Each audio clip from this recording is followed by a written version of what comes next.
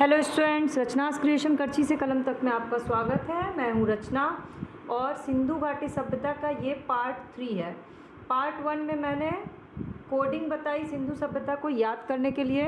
Part 2 में top 25 questions बताए थे जो पिछले 20 सालों में पूछे जा चुके हैं, और बाकी के 25 क्वेश्चंस आंसर ये हैं। ये सारे क्वेश्चन आंसर अगर आपने पिछला पार्ट नहीं देखा होगा तो बता दूं कि 5 किताबों का कलेक्शन है और पिछले 20 साल के क्वेश्चंस का कलेक्शन है कि क्या आगे इम्पोर्टेंट हो सकता है। तो सबसे पहला क्वेश्चन है, वृषभ मुद्रा की प्राप्ति स्थल कौन सी है? वृषभ मुद्रा की प्राप्ति स्थल कौन सी है? इसका आंसर होगा मोहनजोदड़ो।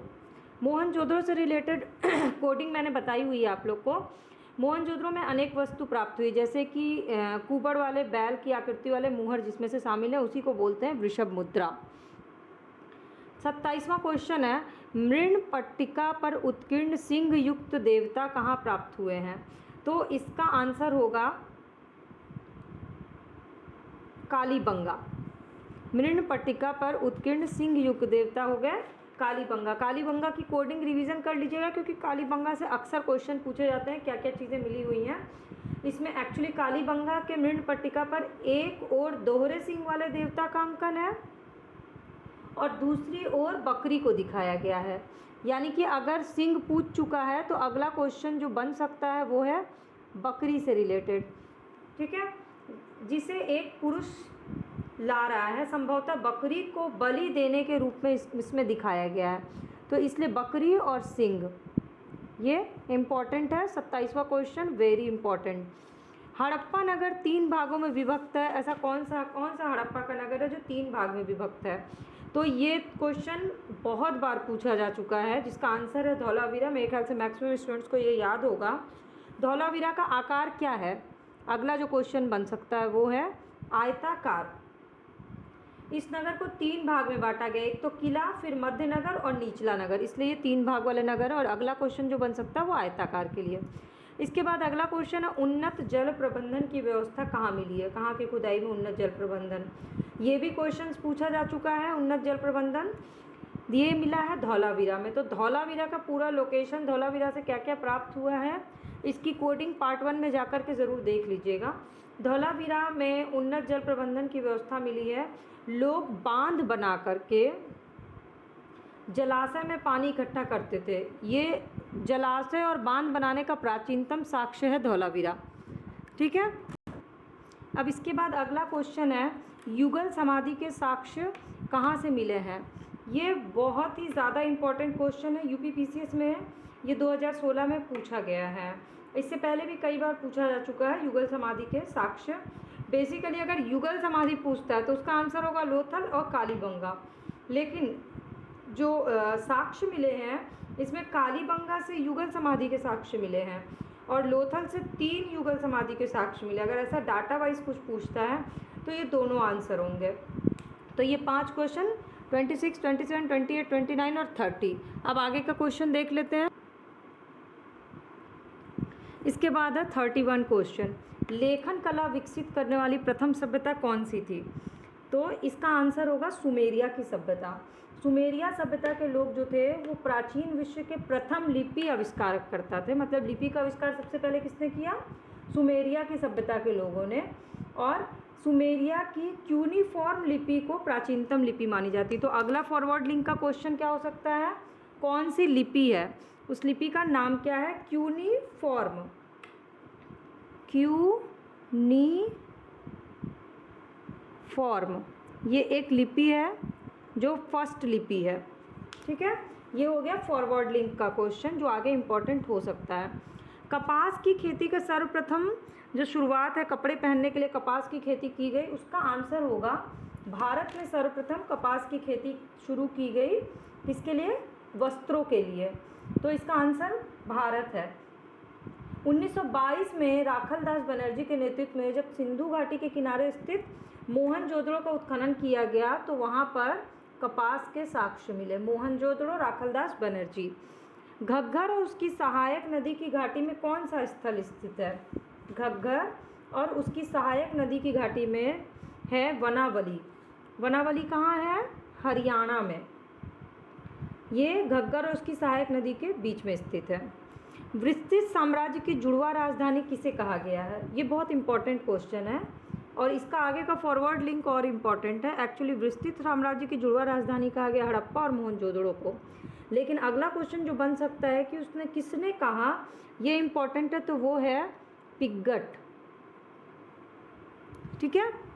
इसके बाद सिंधु सभ्यता नाम किसने दिया? इस सभ्यता के खुदाई के बाद इसको सिंधु सभ्यता का नाम किसने दिया? ये भी वेरी इंपॉर्टेंट क्वेश्चन है। ये दिया जॉन मार्शल ने सबसे पहले इस सभ्यता का नाम सिंधु सभ्यता दिया, जब इसकी तिथि डिसाइड की गई 2500 से 1700 ईस्वी पूर्व। तो ये हो गए आपके 31 से 35 क्वेश्चन। अब आगे 36 क्वेश्चन। सिंधु सभ्यता का आकार क्या है? ये भी पूछे जा चुके हैं ये क्वेश्चन। त्रिभुजाकार है। ठीक है, कैसे त्रिभुजाकार? तो आपको ये याद होना चाहिए कि सबसे पश्चिमी पूरा स्थल जो है वो सुतकांगनडोर है बलूचिस्तान में। ठीक है, सबसे पश्चिमी सुतकांगनडोर बलूचिस्तान में। इसके बाद जो पूरा स्थल है आलमगीरपुर, ये उत्तर प्रदेश में। इसके बाद उत्तरी पूरा स्थल मांडा जम्मू कश्मीर में, और दक्षिणी दायमाबाद महाराष्ट्र में। तो ये त्रिभुजाकार है ऐसे। ठीक है। इसके बाद अभिलेख युक्त मुहर सर्वाधिक कहाँ मिली है? इसका आंसर होगा हड़प्पा। सिंधु सभ्यता में अभिलेख युक्त मुहर सबसे ज़्यादा हड़प्पा में मिली है। तो आपको यहाँ पे क्या काम करना है, जैसे ही आपने हड़प्पा का क्वेश्चन देखा, आपको हड़प्पा में क्या क्या चीज़ें मिली हैं उसको फटाफट जाके कोडिंग को रिवीजन कर लेना है। विश्व का आश्चर्यजनक निर्माण किसे कहा गया है? ये मोहनजोदड़ो में जो स्नानागार मिला उसको विश्व का आश्चर्यजनक निर्माण कहा गया है। लेकिन इसका फॉरवर्ड लिंक का क्वेश्चन क्या इंपॉर्टेंट हो सकता है कि किसने इसे विश्व का आश्चर्यजनक निर्माण कहा है? तो इसका आंसर है मार्शल। ठीक, फॉरवर्ड लिंक का इंपॉर्टेंट क्वेश्चन 38 नंबर। स्तूप टीला किसे कहा गया है? तो स्तूप टीला कहा जाता था मोहनजोदड़ो का जो पश्चिमी दुर्ग था उसको स्तूप टीला कहा गया। पश्चिमी भाग में स्थित जो भी दुर्ग थे उसको स्तूप टीला कहा गया। तो मोहनजोदड़ो से बेसिकली हमें क्या क्या मिला है? विशाल स्नानागार, जिसे पुरोहितों का विद्यालय कहा गया, विशाल स्नानागार, अन्नागार। इसके अलावा स्तूप टीला मिला है। इसके बाद है मनका बनाने का कारखाना कहाँ मिला? तो मनका बनाने का कारखाना मिला है चन्नूदड़ो में। और किसने खोजा था? मैके ने। तो मनका बनाने के लिए मैके चली गई। चन्नूदड़ो इसका आंसर है। कुछ भी ऐसा एक कोडिंग बना लीजिए आप लोग। अब चन्नूदड़ो कहाँ स्थित है? मोहनजोदड़ो से दक्षिण पूर्व में स्थित है चन्नूदड़ो। ठीक, तो ये हो गया आपका 36 से 40 क्वेश्चन, जिसमें से एक वेरी इंपॉर्टेंट है, विश्व का आश्चर्यजनक निर्माण स्नानागार, जिसे मार्शल ने दी। तो अब 41 नंबर क्वेश्चन। वक्राकार ईंट जो है वो कहाँ से प्राप्त हुई है? तो चन्नूदड़ो जो है वो एकमात्र पूरा स्थल है जहाँ से वक्राकार ईंट प्राप्त हुई है, इसलिए ये इम्पॉर्टेंट है क्योंकि ये एकमात्र ऐसा स्थल है। चन्नूदड़ो के बारे में और क्या भी बताया मैंने? मनका बनाने का कारखाना। उसके अलावा किसने खोज की थी? मैके ने। तो चन्नूदड़ो जैसे ही आए आपको उसको तुरंत रिवीजन कर लेना है। लघु हड़प्पा किसे कहते हैं? इसका आंसर है लोथल। इसमें आपको कन्फ्यूज़न हो सकता है, लघु हड़प्पा या लघु मोहनजोदड़ो कहा जाता है लोथल को, क्योंकि लोथल नगर की योजना और भौतिक वस्तु जो भी प्राप्त हुई उस आधार पर इसको डिसाइड किया गया कि ये लघु हड़प्पा या लघु मोहनजोदड़ो जैसा है। इसके बाद कब्रिस्तान से कलश समाधान मिले हैं कहाँ पर? कब्रिस्तान से कलश समाधान मिले हैं सुरकोटदा। कहाँ पर है सुरकोटदा? गुजरात में। गुजरात के कच्छ जिले में है। यहाँ पर 2 दुर्गीकृत भाग हैं, एक गढ़ी और एक आवास क्षेत्र। वहीं पर कब्रिस्तान से कलश समाधान के साक्ष्य मिले हैं। इसके बाद 44 क्वेश्चन है, दैमाबाद किस नदी के किनारे है? तो इसका आंसर होगा दैमाबाद प्रवरा नदी के किनारे। दैमाबाद है कहाँ? महाराष्ट्र में। यहाँ से रथ चलाता हुआ मनुष्य भी मिला है दैमाबाद से, इसलिए ये थोड़ा इम्पोर्टेंट है आपके लिए। 45 क्वेश्चन। सर्वाधिक मुहर किस चीज़ की बनी थी? सिंधु घाटी सभ्यता में जो मुहर प्राप्त हुई है उसमें जो सर्वाधिक मुहर वो किस चीज़ की बनी थी? तो वो सेल खड़ी की बनी थी। इसके अलावा वैसे मुहर बनी होती थी मिट्टी की, गोमेद मिट्टी की, चर्ट की, ये सब चीज़ की, लेकिन सबसे ज़्यादा बनी है सेल खड़ी की मुहर। ये इंपॉर्टेंट है क्योंकि मुहरों से रिलेटेड क्वेश्चन पूछा जा चुका है कि मुहर पे सर्वाधिक अंकन किसका है? से बैल का, एक श्रृंगी बैल का। ठीक, तो मुहर आपके लिए इंपॉर्टेंट है। ये हो गया 45। अब लास्ट 5 क्वेश्चन बचे हैं और आप अभी तक ये वीडियो देख रहे हैं तो प्लीज़ लाइक ज़रूर करिएगा क्योंकि मैंने बहुत रिसर्च करके आप लोगों के लिए टॉप 50 क्वेश्चन सर्च किए हैं जो इम्पॉर्टेंट हैं और आ सकते हैं। और चैनल के सब्सक्राइब बटन को क्लिक कर लीजिए तो फ्री ऑफ कॉस्ट सारी स्टडी मटेरियल आपको वीडियोस अपडेट हो जाएगी फ्री ऑफ कॉस्ट। तो चलिए अब लास्ट का 5 क्वेश्चन देख लेते हैं। तो ये लास्ट के 5 क्वेश्चन हो जाएंगे 50 क्वेश्चन। सैंधव मृदभांड का कलर मुख्यतः कौन सा होता था, इससे क्वेश्चन पूछे जा चुके हैं, मैंने पिछले उसमें बताया था, लाल या गुलाबी होता था मृदभांड का कलर। यज्ञवेदी के साक्ष्य कहाँ से मिले हैं, लोथल और कालीबंगा से यज्ञवेदी के साक्ष्य मिले हैं पुरास्थलों से, अग्निकुंड और यज्ञवेदी दोनों। अब सैंधव सभ्यता के विनाश से रिलेटेड 3 इंपॉर्टेंट क्वेश्चन है। एक तो बाढ़ से सैंधव सभ्यता का विनाश हुआ, किसने कहा, तो ये कहा था मार्शल मैके और SR राव ने, मार्शल मैके SR राव। 49 क्वेश्चन है महामारी से, जो अब इम्पोर्टेंट हो गया है, महामारी से किस सिंधु सभ्यता का विनाश हुआ, ये किसने कहा, UR कनेडी ने कहा था।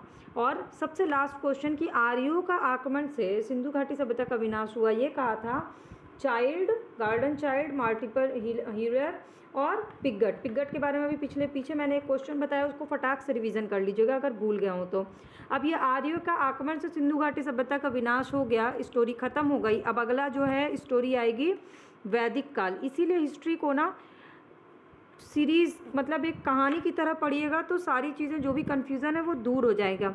सिंधु घाटी सभ्यता हमने पढ़ लिया, आप जब वैदिक पढ़ेंगे तो इससे कनेक्ट करके आंसर्स निकाल पाएंगे और मेंस का भी एक अच्छा आंसर लिख सकते हैं इन फैक्ट्स के आधार पे। जो 50 फैक्ट मैंने बताए और इसके अलावा जो कोडिंग बताई, उन सबको मिला के आपका प्री और मेंस समझिए, प्री तो आपका पूरा ही ये टॉपिक तैयार हो गया, ऑलमोस्ट 95% तैयार।